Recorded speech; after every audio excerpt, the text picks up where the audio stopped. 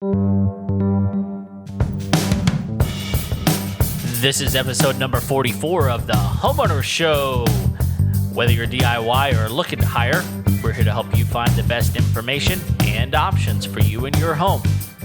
My name is Kevin Hackett, and here with me is Craig Williams. Hello, and welcome to the Homeowner Show. We're glad you guys could be with us today in this, we're like in a post 4th of July week. It's a haze. Yeah. People are, man, it was so close to the end of the weekend, but not quite there. Not quite there. People having to go back on Friday were like, I hate life. That's why you're like me and take Fridays off. That's right. We didn't like your birthday, America. That's right. Didn't come on a Saturday. Think again next time. If you're going to have a revolution, make it on Saturday every year. We got stuff to do. Oh, man, that sounds ridiculous. So, man, I'll tell you, so we actually had a really cool thing happen. So we actually had to go out of town for 4th of July. We went to. Yeah. Oh, man. Well, it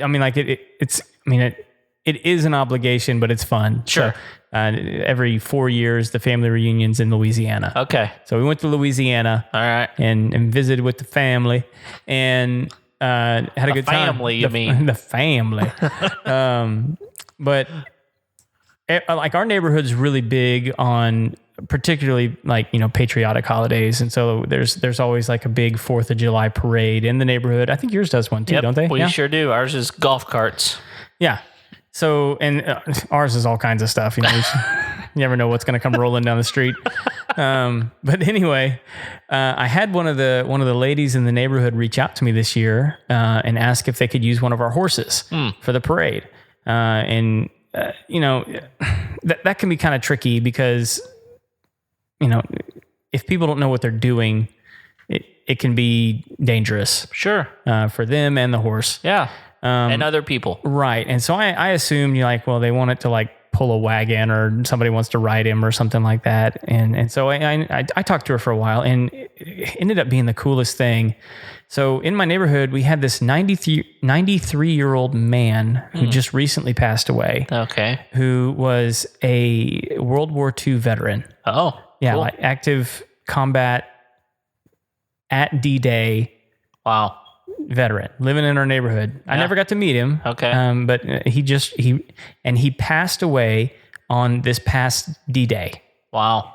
And so what they wanted to do, some of the ladies got together and said it would be really cool if we had a riderless horse at the end of the parade for the neighborhood parade. And so they called and asked if they could saddle up old Brisket and called for duty. Called up for duty. So Brisket got to ride at the end of the parade and how cool and honor that veteran. So that was really, really cool. So yeah.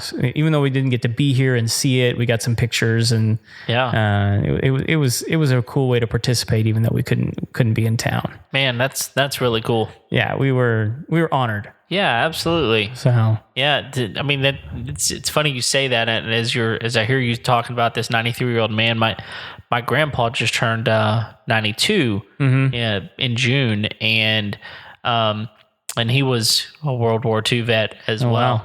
Wow. And not too long ago, we were together as a family, and we just found ourselves sitting around listening to him talk about stuff that was happening. And some of it I'd heard before, but some of it I'd never heard in my life. But, I mean, he drove tanks in World War II. That was what he did. So was he in the European theater? Yeah. Oh, wow. And so it's just amazing to hear him talk about just some of the ways that happened and how he got called up for duty and different things like that. It was just, it's amazing to just sit around and listen to some of those guys that fought, really, really, really fought for our country and to keep us free and those sorts of things. So, what an honor for Brisket to be able to do that. Yeah. And he didn't even realize it. He had no clue. He was like, where are they taking me? With carrots. Where are they taking me? I was fine where I was. That's right. I'm having to move. So, well, anyway, this episode we were kind of excited about. Not kind of. We are really excited about this one because it's something you and I are both pretty passionate about. Absolutely. Because we felt like many of you might be living in the post 4th of July grill envy haze. Yep. And so we decided to have an episode where we talked about all the types of grills that we love. Well, yeah. Well, all of the types of grills, and then the ones we love. And then the ones we love. Yeah. Yeah. Yeah. So this is gonna be interesting as we just kind of go through and talk about different types, because I don't know if you know, it's amazing to me whenever I talk about grilling how many people don't understand the type of grill that I have. Right. I may say it and they don't understand. So I really enjoy, talking about those sorts of things. So, and most people don't care and just want a Weber. right. And there ain't nothing wrong with a Weber. No, it does what it was intended to do. But, maybe you want to do a little more. Maybe you want to not do a little bit more. So we're just going to kind of talk through some pros and cons and some information about some what I would call newer technology, and some technology that's been around for ages that people are just now kind of catching on to, those sorts of things. So, yeah, and we'll probably bring up some oddballs here and there as well. Absolutely. Yeah, but the Weber is probably a good place to start. I mean, like, let's baseline this thing. All right. I mean, if you don't know what the Weber is, there's it's often imitated. Yeah. And that's just it. There's not much special going on here. It's a round, lidded charcoal grill. That's all it is. And it's fantastic for burgers, hot dogs. I mean, I guess you could probably make a pretty good steak on it as well if you really wanted to. I mean, you can get those things hot. Oh, yeah. I mean, super hot. In fact, a few years ago, we were grilling with some friends. We were over their house, and that's what they were cooking burgers on. Sure. And all of a sudden, we hear a curdling scream, and my son runs in, and we're like, "What's going on? What's going on?" We couldn't tell what's going on, and he's screaming. He's holding his arm, and he had apparently tried to take the lid off of this thing. And in doing so, his forearm touched the top of touched the lid as he's grabbing the handle, and burned on him. It was about a 4-inch section of his arm. Gosh, that's crazy painful. 4 inches is a big space on any person's arm, but let alone he was 2 at the time. Yeah. And so, man. Where were you this whole time? We were inside. What were you doing, man? Well, we were eating. Jeez. He was you're going to get CPS called on the homeowner show. Yeah. Yeah. So honestly, the thing that's crazy about it is it had been on. I mean, we had been done, and we had put we tried to put it out as much as we thought we had put it out, and moved it over to the side, where we thought it was going to be out of the way of everybody, and yet, he's 2. Kids are going to find it, man. Absolutely, they are. So, those things can get really, really hot. But yeah, it's just a baseline. You put match light in there or whatever, and light it up, and there you go. Yeah. Nothing super special about it. I mean, beyond that, I mean, I guess you could make some ribs on there if you really wanted to. But I mean, like, outside of that, maybe some grilled chicken. Yep. I mean, but like nothing complicated. No. And what you mean by complicated is nothing that takes much time. Right. I mean, because basically, it's not what it's built for. It's not what it's built for. However, you would be super surprised at the fact that just about 2 months ago, I smoked an entire brisket on one. Really? Yes. They make an insert for these things that basically you put all the charcoal on one side. Okay. So in the bottom of it basically it goes in half of it, and you put the charcoal in, and you start it burning from one end, and it slowly burns the rest of the charcoal very slowly. And you put your wood chips in there, or whatever you want in there. And we smoked an entire brisket for 12 hours. on one of those things. So you might be surprised. The reason we did that is because we were at a lake house and they didn't have a smoker there, and we wanted to smoke a brisket, and so it was a portable option. It's not something I would do at my house all the time, but it was really interesting that they're making some retrofitted items in order to make those things a little more portable, I guess. So how did it turn out? It's fantastic. Yeah? Yeah, it was really, really good. I was super skeptical whenever, I mean, it wasn't my grill. Yeah. I just participated in the process of preparing the brisket and making sure we got it going and everything. But I was skeptical, I'll say. But I'm not a skeptic anymore. It was amazing. I need to find, if I can find that insert, I will link it up in the show notes, because if you may have one of those, so you may think, hey, it's just for grilling hot dogs and hamburgers. But honestly, without something like that, that's all you're going to really get from that grill. Yeah. So probably moving just up from that, you're getting into a different type of fuel. Right. Because just up from that, you're probably looking at propane. So there's tons and tons of different brands out there that you can get propane grills for. Right. And they do great. I mean, for me, have you had a propane grill before? Oh yeah. Yeah. So what for you was like the most beneficial thing about having a propane grill?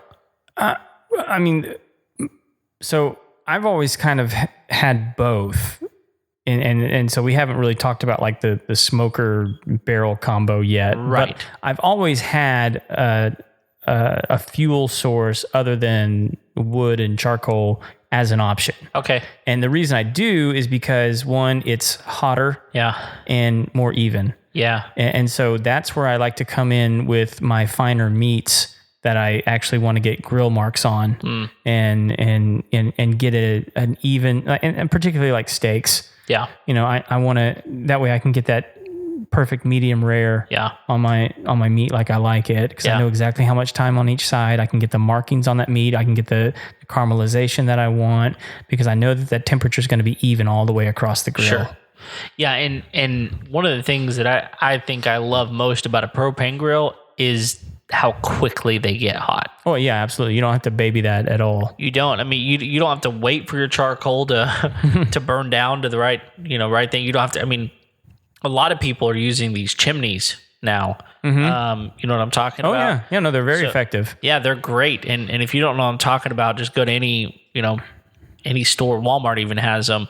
Go to the grilling section, and they're basically a bucket with a handle on it. You put your charcoal in there and light it, and it lights very quickly. It gets hot very quickly, and then you just dump it into your grill. You do typically have to have some sort of like kindling or something to activate it at the bottom, but like newspaper or something like that. But it still it burns very quickly, and in comparison to just lighting the charcoal. Right. But with propane, it's a simple process.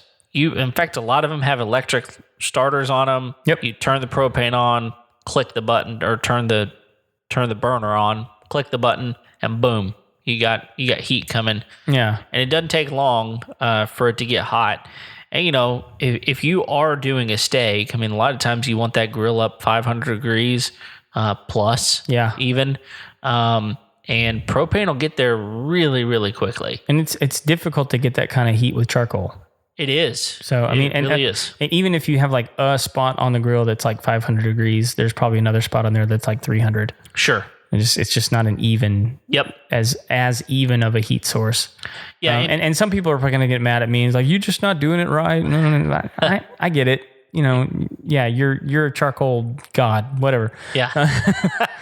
It's just, but it's just not, it's not going to be as even. Yeah. So ever. That sounds like a good name of a song. Which one? Charcoal God. Charcoal God? Somewhere that's a name of a song. Who would sing that? I don't know. It doesn't sound like somebody I'd be a fan of. Well, I'm not saying it'd be a bad song. I just wouldn't listen to it. It would be weird. It would be a weird song. Yeah. Yeah. Be talking about the unevenness. I don't even like the kind of person that I'm talking about right now. That's funny. They drink like Lone Star beer or something. Oh gosh, Keystone. Oh man, terrible. We're isolating ourselves from all sorts of people today. Yes, we are. Yeah. Yes, we are. Let's get away from that. Okay, moving on. Well, hang on. I do want to say this about propane because it sounds like I'm sort of a fanboy. Here's my downside with propane. Like, rarely will I ever see a Weber grill out by the trash pile. That's true. I consistently see propane grills out by the trash pile. And I think part of it is because there's a lot of them out there that are just really terribly made and they only last like a year. Thin metal. Yeah, and so they rust and corrode and the burners just go to pot really, really easy. And so what I will say is that's not the case with all propane grills. Correct. If you're willing to spend a little bit more money, you can get one that can last a really, really long time that has, the burners are easy to replace. But most people tend to go the route of buying the $129 special from the grocery store or something. Right. And look, it's just not going to last. No, and I guess that would be one of my recommendations. If you're going to go with a propane grill, which let me tell you, they're popular, they're inexpensive, and they do a great job if you want to cook, chicken or hamburgers, hot dogs, steaks, if you want whatever, steaks. They do a great job with that kind of stuff. Find a grill if you want to keep it for a long time. Find a grill that has thicker metal and that has parts that are common and replaceable. Yeah, and those parts are going to be things like the grill grates. Not all grill grates are created equal. Right. And the burners specifically. Find something that you can replace those things on, and you could potentially keep that grill for a very long time. Yeah. And again, I think the product that you intend to create with this thing will determine the kind of grill you ultimately end up getting. Because like we said, you're probably not going to make a brisket on a propane grill.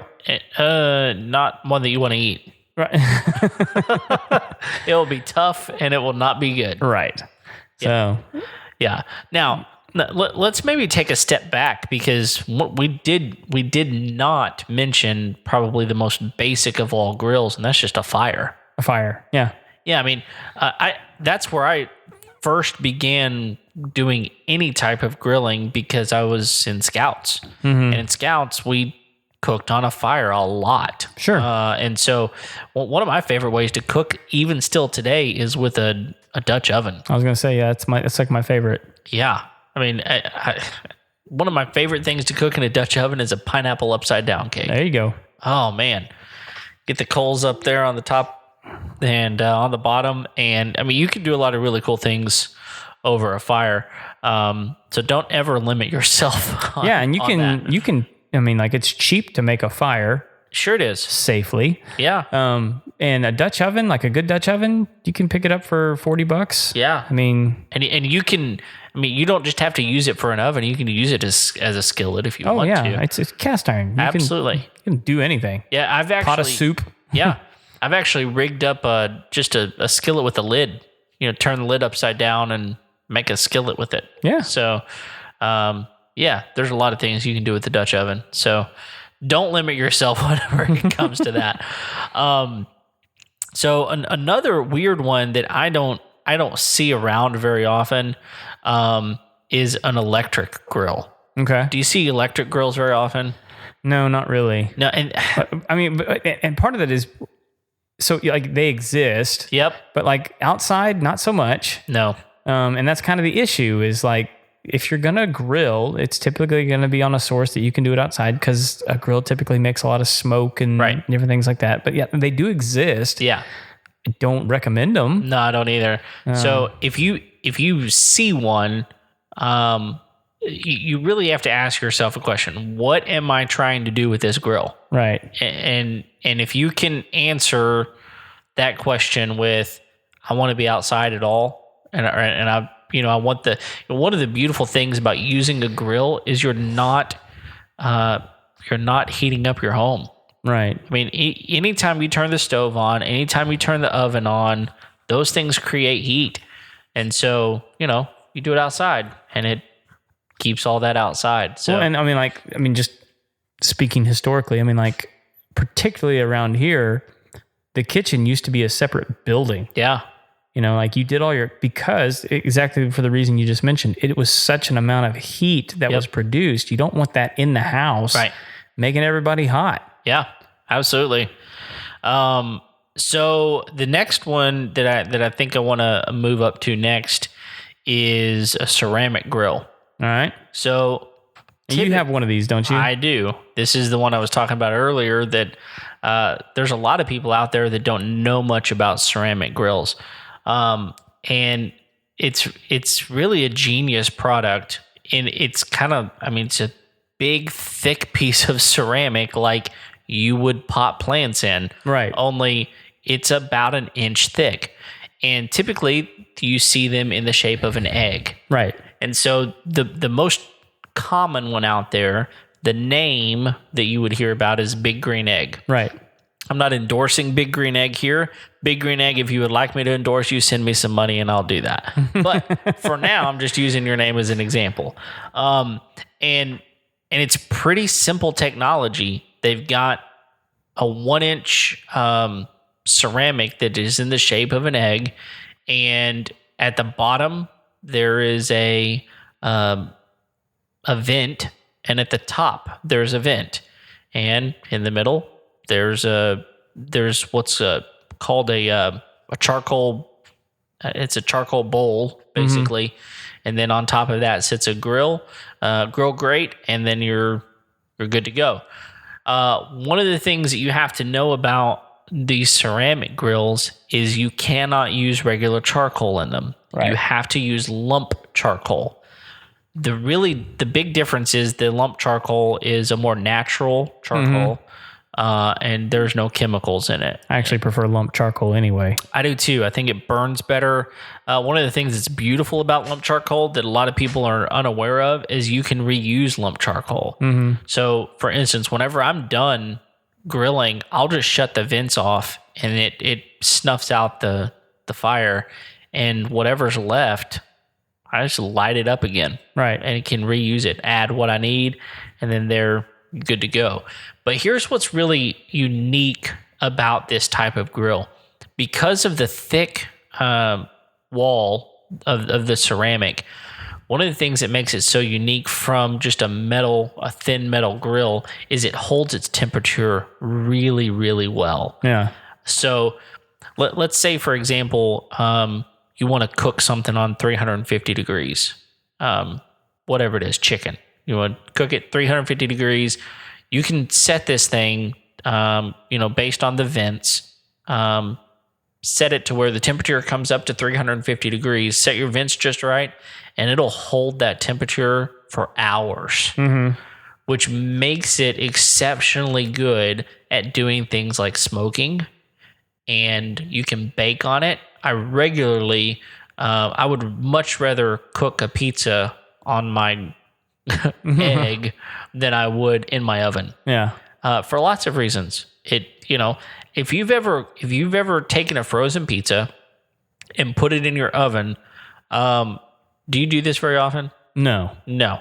So if you do, but I'm weird like that. That's okay. I like to make the dough. I like to make the sauce. I like that too, but sometimes expediency is of the essence. So these things tell you to just put them directly on the grate. Right. And there's a reason for that, because they want the dough to get crispy. Right. So you have a crust. If you put it on a pie sheet or whatever, it just doesn't get crispy the same way. Well, when you do that, stuff falls off sometimes. Right. It's in the bottom of your oven, and then it's there forever, and it's awful. Yeah. You do that in a grill, no big deal. Burns it up. Falls down, burns it up, no big deal. I've cooked casseroles on my grill. I have not done this, but I went to a demonstration one time, and they were cooking cookies, chocolate chip cookies, on the grill. Because again, these things hold their temperature so well, like an oven, right, that it gives you a consistent temperature in there at all times. So it's a beautiful thing. But you can also smoke on these things. So they have what's called a deflector plate that you put down on top of the charcoal bowl that deflects the direct heat, so you get indirect heat instead of direct heat. Direct heat is what you're getting from a flame, just comes straight up, touches your food, whatever. Direct heat. Indirect heat's going to kind of create more of that oven effect. And so you put your wood chips down at the bottom, and big pile of charcoal, and you can cook for 12 hours, and it's going to hold its temperature really, really well. I've smoked multiple briskets, ribs. I've smoked a ham, which was a lot of fun. Yeah. I've smoked chickens before, pork butts, all those sorts of things, and they consistently turn out incredibly good. Have you done?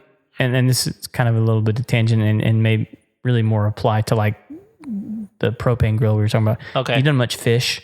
I don't like fish all that much. I like shellfish quite a bit, but like just regular fish, I don't cook much of it because I don't prefer it. Yeah. So I really can't speak towards fish very much.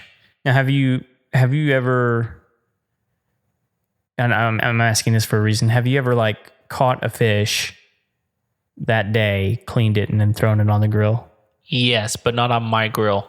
I've done it over at other people's house. And you still didn't like it? I actually do like that. Okay. And what? Yeah. Because that made a significant difference to me. Oh yeah. The more fresh the fish is, the more I like it. In fact, we were up in Alaska one year for vacation, and I mean, people either like salmon or they don't typically because it's got a kind of a strong taste to it. Sure. Man, that stuff that came fresh out of the water, so good. Yeah. Yeah, it was so good. So yeah, that does make a big difference. So I was just gonna say, I mean, like grilled fish, fresh grilled fish, phenomenal. Yeah, absolutely phenomenal. Yeah. If you can do it. Yeah. If you can find it. Well, I mean, it's not easy to prepare either. No. I mean, like you can overcook it and then it's just nasty. Yeah. Sure. Yeah. So, one of the things I love about this grill too is you can get it really hot. It is not difficult for me to get this thing to 600 degrees. Oh, wow. For steaks, for example. And the reason you get it that hot is because you don't want the inside to cook. You want the inside to be, not cooked as much. So you get it really hot, you flip it, you're good to go. Just a few minutes and you've got good steaks. Yeah. The thing, one of the real big downsides to these grills, couple of them. One of them is that they take forever to cool down. I was going to say, yeah. They take forever to cool down. I mean, it's not unusual. If for instance, let's say I'm just doing chicken breast, I'll typically, personally, I cook that on about 350, and I'll go out there 3 hours later and it's still 100 degrees. And that's 3 hours after I've done. They take forever to cool down. So part of the problem for me is I have mine covered. Well, I have to remember hours and hours later to go back out and cover it. Where a lot of these, a propane grill, for example, you cook your meat, go inside, you eat. By the time you're done, go cover it back up. Yeah. I will say this: there's another benefit that you get from these ceramic grills that I have not found with any other grill, and that is because of the thickness of the grill itself. They retain moisture in meat really, really well. I've overcooked chicken accidentally, and it still comes out moist. Typically you're cooking chicken to 160 degrees. Yeah. I've actually had it at 180 before, and I was just so mad. I just got busy inside cooking the other stuff, and I come out and I'm like, 180 degrees. This is ruined. Right. Take it in, cut it up. One of the best I ever had, but it was still moist, which is ridiculous that you would have any juice left. Well, at 180 chicken's degrees. Not very forgiving. It's not. And so It's just something with that ceramic that allows you to do that. You could have just had a fat bird. Actually, the fatter they are, the worse they are. That's something I learned not too long ago from a friend of mine who worked at a chicken place. The fatter they are, the more muscle they have on them, and so they're not as good. Okay, so I told you one con about them, which is just that they take forever to cool down. Another con, specifically with the Big Green Egg, is cleaning them out. Is you got to go in there and you got to clean the ashes out, and basically that's a process because you got to take everything out and dig them out. Can't stick like a shop vac down in there, and I mean, I guess you could, but it's still something you have to take the grill grate out. You got to, it's a process. Whereas there are other companies out there. For instance, I don't have a Big Green Egg. I have an off-brand. Right. And part of the reason I have an off-brand is because the Big Green Eggs are extremely expensive. How much are they going for? So, if you're just looking at just basic price of a regular kind of what they call their large egg, which is what most people would probably go out and buy, just because of the cooking surface the size of the cooking surface, you're looking at $800 or more. Oh, wow. If you go with the extra large, which is really pretty big, they're running between $1,000 and $1,100. And so these things are really, really expensive, to where the one I got on, in August. So at the end of the season, and I paid $300 for it. Oh, wow. Which is not much more than some propane grills would be. A good one, In fact, some propane grills are more than that, even. You have all the fancy doodads and whatnots on it. Yeah, exactly. But here's what's crazy is the one that I have, it has features on it that the Big Green Egg doesn't have on it. And it came with more accessories. The Big Green Egg, you're going to have to pay for side tables, and you're going to have to pay for what they call a nest, which is just what you set in. It's a stand, basically. You got to pay for a cover separately, whereas the one I got, all those accessories came with it for $300. Nice. It's a great deal. But one of the things that it has a removable ashtray. Okay. So you literally just loosen a couple of knobs, pull the ashtray out, dump it, and you're good to go. The other thing that's really super interesting is they just the one that I've got, it's a Vision. The brand is Vision. They sell them at Home Depot. They sell them at Sam's. The one I got was at Sam's Club. They now created a propane and natural gas insert. Oh. So basically, you just take that ashtray out and put this insert in. And if you want propane, you got propane. So nice. Yeah, brilliant. So there's some deficiencies the Big Green Egg has, but this technology has been around for a long time. Yeah. The Big Green Egg has been around for 20 or 30 years. Yeah. My big question was, so say I needed it at 350 and I accidentally get it up to like 400. Yeah. How do I get it down to? Well, you close down the vents. Yeah. And it takes time.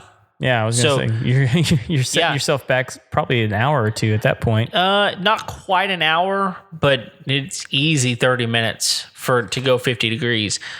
This is another thing whenever it comes to smoking in these things is, you want to smoke around 225, 250 at the most. Yeah. And so when you're smoking, it doesn't take long for it to get up to that temperature, and you got to close the vents down. And you kind of got to watch it because it's easy to get it too hot. You got to kind of baby it, yeah. Yeah, to begin with. Once you get it closed down with the vents, you're good to go.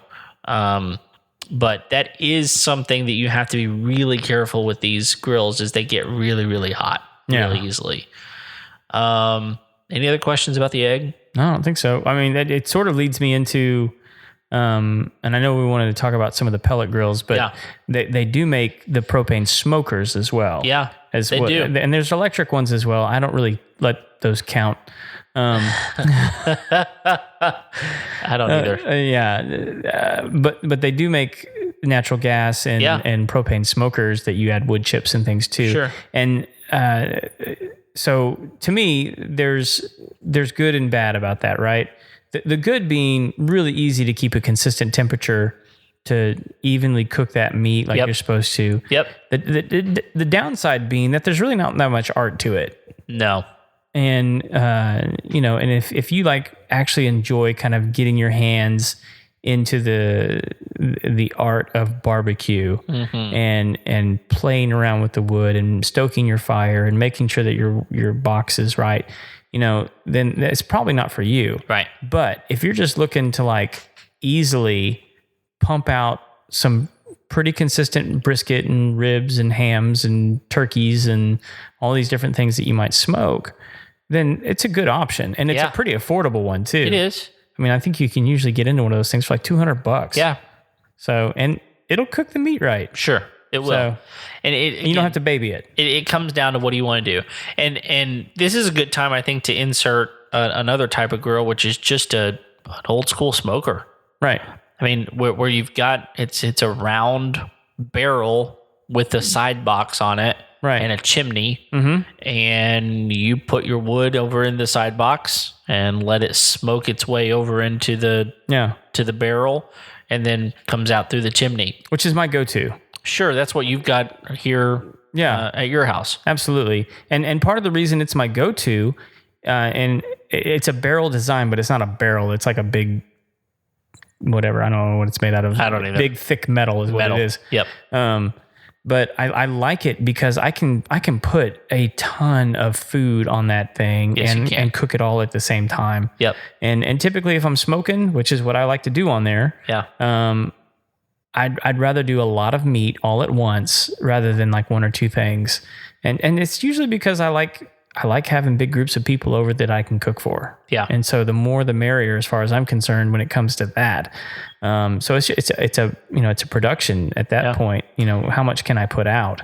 Yeah, and that's definitely a disadvantage to an egg. Is, I mean, depending on what size egg you have, it really limits the amount of meat that you can put on there at once. Yeah, because I can on mine, and mine's pretty typical for the size. Yeah. I can probably fit 6 to 7 good sized briskets on that thing. Yeah, and cook them all really well. Yeah. So, but that's me. I mean, that's I could do many more racks of ribs than that. Several turkeys, whatever. I could fit a lot of meat on that surface and get it all done at the same time. Yeah, it's just a more efficient use of your fuel. It is. It's if you're going, but there's a couple of downsides. And one of them is size. Sure. It's almost too big if you're not wanting to cook a lot at one time. Yeah. And you have to have a place to store that thing. Yeah. If you want to have it's a lot of real estate. It is. If you have the real estate, they're great options and they last forever. Yeah. So no, those things are awesome. For sure. Well, in conjunction that, I mean, like what I'd eventually like to have, I'd really like to have a brick oven. Yeah. For pizzas and breads. And, I mean, and honestly, like brick ovens are a great place to finish steaks. Yes, they are. So, I mean, I'd love to have one for old world cookery. Yeah. Which is what I'm into, man. I love the old style of thing. I love, putting things on top of the fire. I like getting down into like the simplicity of it and then making it taste great. And like, I love that those options are still available, but like, man, those things are expensive. Yes. The wood, the brick ovens. Yes, man. Like there's guys offering to build them for you. Yeah. And you're looking at like $10,000 to get like a really nice one. But a lot of people are starting to put those into an outdoor kitchen. Yes. Yeah. I mean, it's very popular these days. It ought to be, man. It makes fantastic food. Yes, it does. But again, it's expensive to operate it as well. Yeah. It takes a lot of wood. Yes. To get that, half circle of fire going in those things. And then you got to maintain it. And it's just a whole ordeal. But, if you're having a big party, it's a nice piece. Yeah. And there's a reason why, these brick oven pizza companies are are really popular and why they charge what they do. And man, the crust just tastes different coming out of one of those. It does. So yeah, you get a completely different style of pizza that way. Yeah. So we actually have one not far from here. Yeah. And it's good. Yeah. Yeah. They're around here. A lot of them, there's some chains of them as well. So, yeah, good stuff. Sorry, we needed to talk about pellet grills. Yeah, let's move over to those. So, the name in pellet grills is Traeger. If you've ever heard of anyone talk about a Traeger, you're hearing them talk about these pellet grills. And I think the Traeger has almost taken that status symbol away from the big green egg. Oh, absolutely it has. Because for years and years and years, your best option at controlling your heat and having a consistent, good smoked meat is coming from an egg. Right. And that was your best option. Unless you went with one of these electric smokers. Right. Those are going to do what they do. But all of a sudden, blasphemy. I know. All of a sudden, Traeger comes along and they build something different. They build what's called a pellet grill. So these pellets are the smoke. They're the fire. They're the smoke. Yeah. They are what cooks the meat. And so it really kind of looks like bait. Yeah, it looks like fish food that you're like pumping into the thing. Yeah. So what these things look like, they've actually just redesigned these Traegers. They used to look like barrels, just like so they were round. Right. But they've redesigned them and they're more egg shaped. Okay. They're still, kind of elongated. But they're now got a little bit of an egg shape if you're looking at them from the side. They've redesigned that because they say that the way the smoke rolls in there rolls a little bit different. But most of the knockoffs that you find, they're just round. Okay. And basically, the way these work is on the side, just like you would have a firebox on a regular old school smoker. These have a little box over to the side. You pour the pellets in there, and it's a hopper. Yeah. And so this thing, it turns, and when it does, it feeds these pellets into the actual cooking area. And what's really amazing about these things is that it's a set it and forget it type of thing. Yeah. So they're electric. And so... Well, they're electric, but they're still burning. Oh, yeah. It's weird. The what's electric about them is the hopper.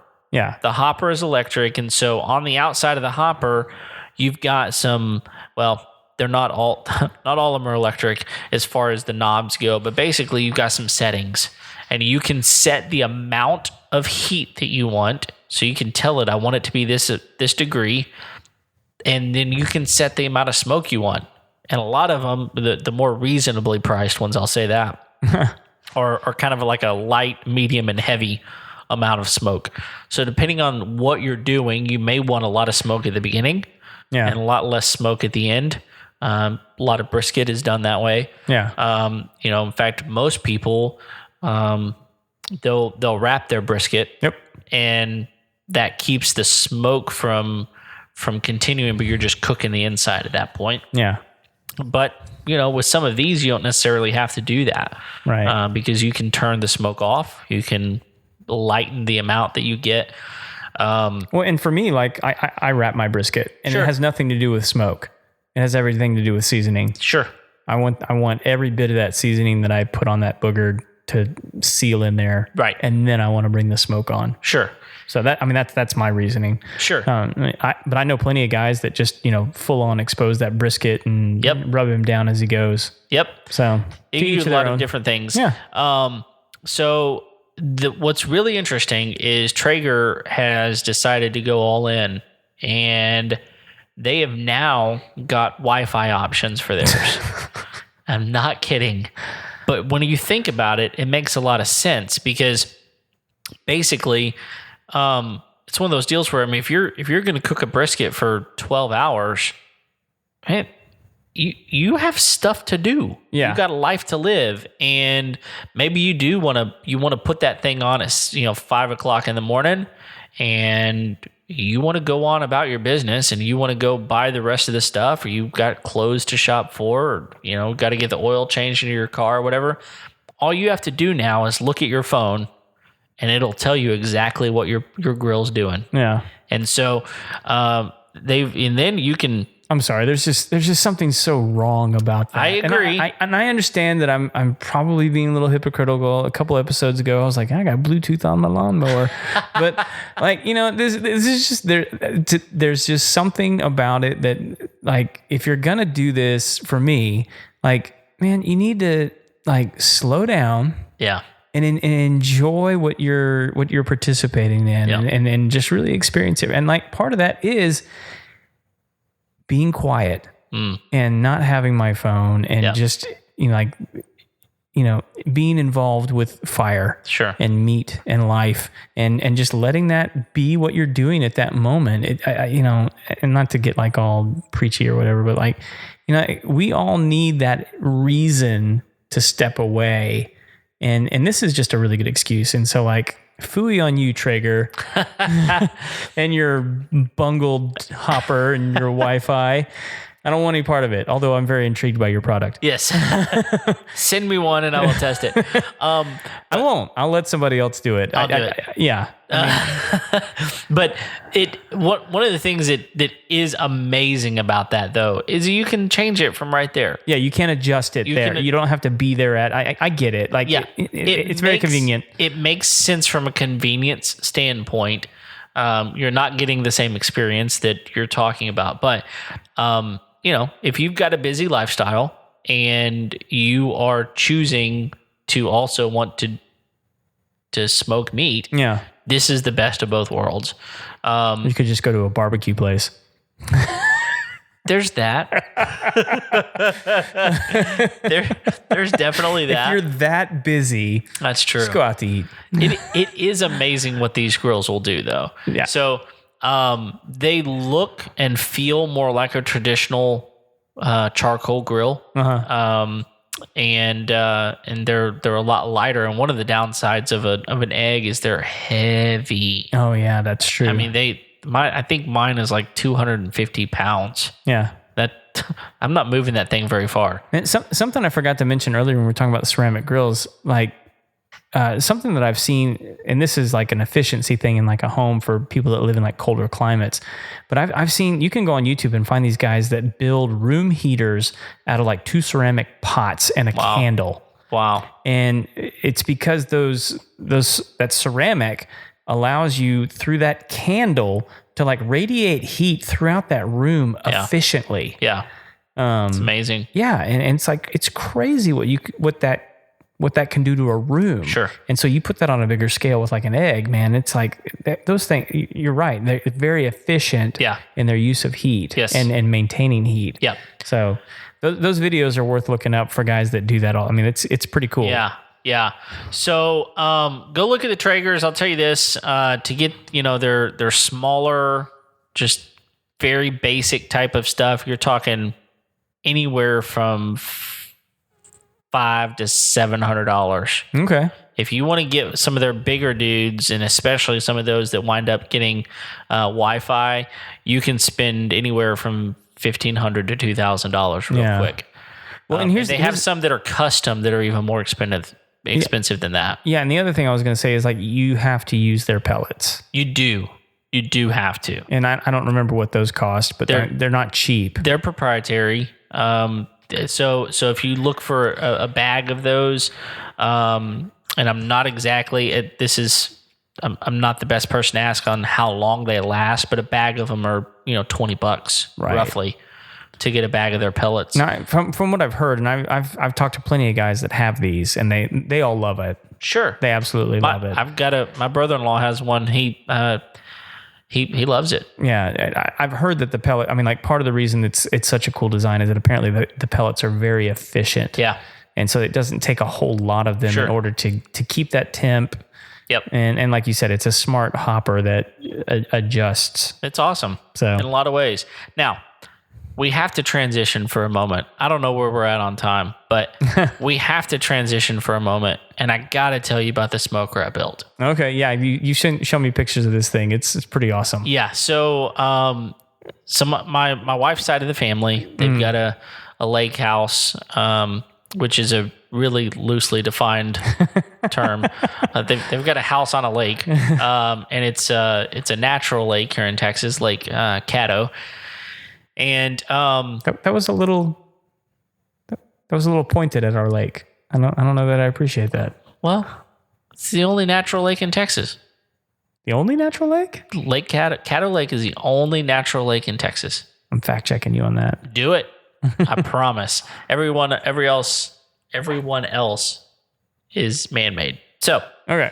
That being said, every Thanksgiving we go and we spend a week out at this place. Uh-huh.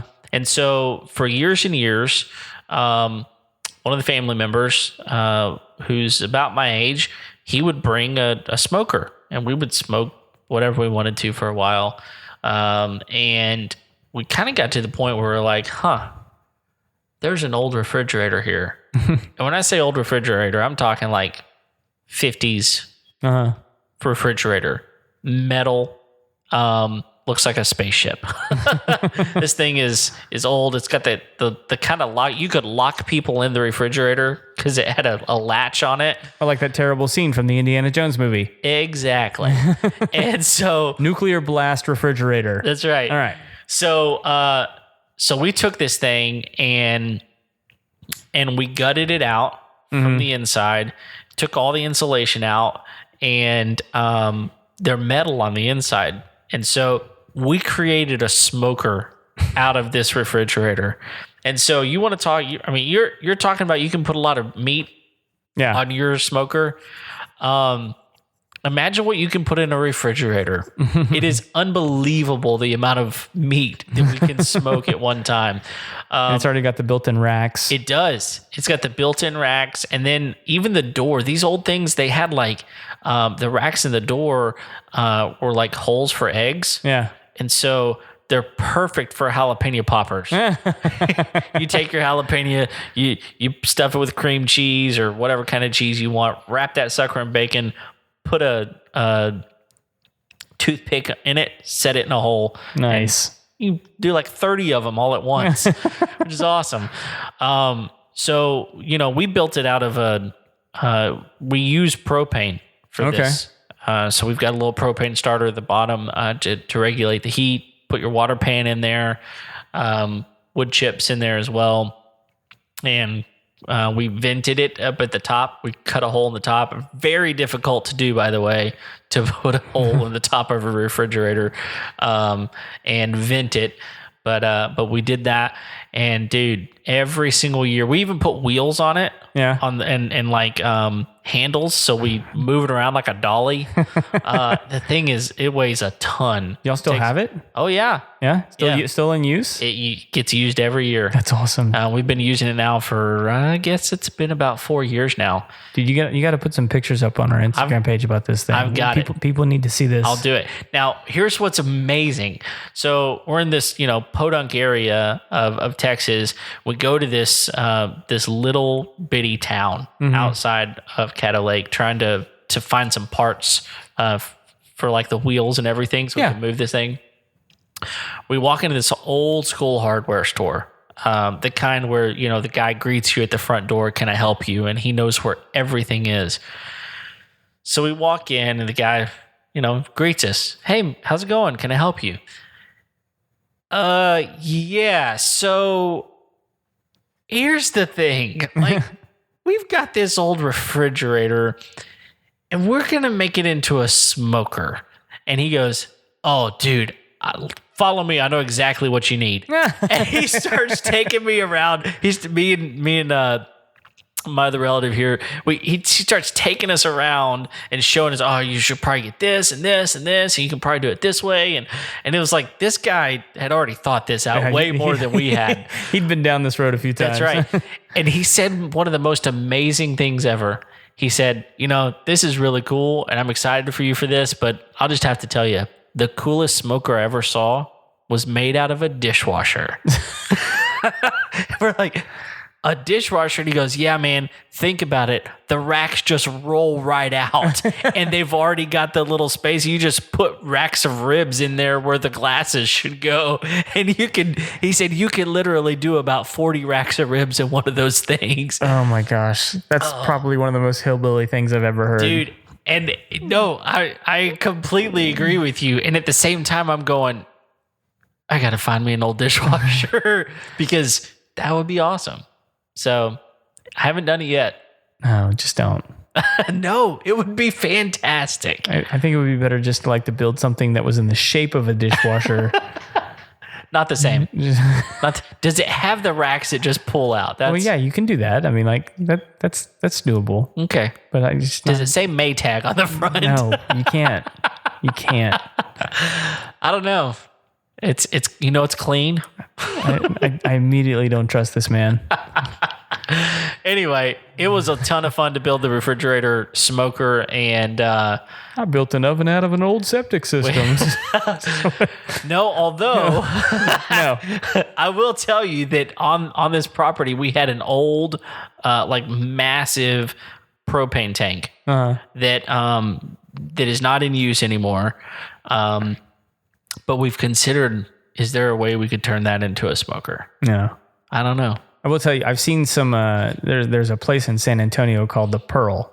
Oh, yeah. And they use big old propane tanks as planters. Mm-hmm. And they are awesome looking. Yep. So I've seen those. That's appropriate. Yeah, there you go.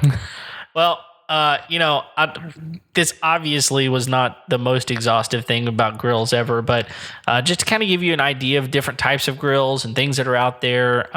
Innovations in the marketplace. Absolutely. And Craig and I love to cook, and we really love to cook on grills. So, if you have any questions about grills, or, we may or may not have the answer, but we'll do our best to answer your questions. So send those in. Yeah, and we probably missed something. So if we did, feel free to publicly shame us. Yes. By sending us a message. Do your worst. Facebook, Instagram, Twitter. You can send it to Twitter. We probably won't respond. Nope.